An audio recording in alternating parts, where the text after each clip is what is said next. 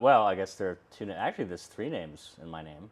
Not many people know that my middle name is George, but really, the reason it's George is because it's really Gershon.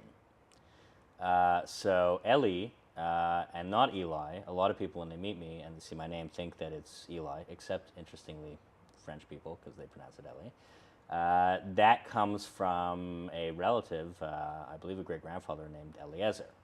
And actually, in YidLife Crisis, I play a character named Laser, and Laser is sort of the cutesification of Eliezer, which is my Hebrew name, and which was the name of my relative as well. I also have a living relative named Laser that lives in Israel as well, and I just thought I find it a hilarious name just because it sounds like laser in the English language, which sounds particularly sharp, whereas this character is not.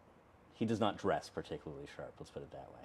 And Gershon is significant, also named for a relative, which means literally a stranger in a strange land, which kind of ties into my diasporatic global shtetl adventures of the past couple of years and my general experience growing up, particularly in Montreal, which is, in some ways it's like the complete opposite of what it must be like to grow up in Israel, which is we're really a minority here, like more so than in America, for example, or arguably in various pockets of Europe as well, because of certain cultural and linguistic differences when it comes to the Ashkenazic community here. So that name is particularly fitting.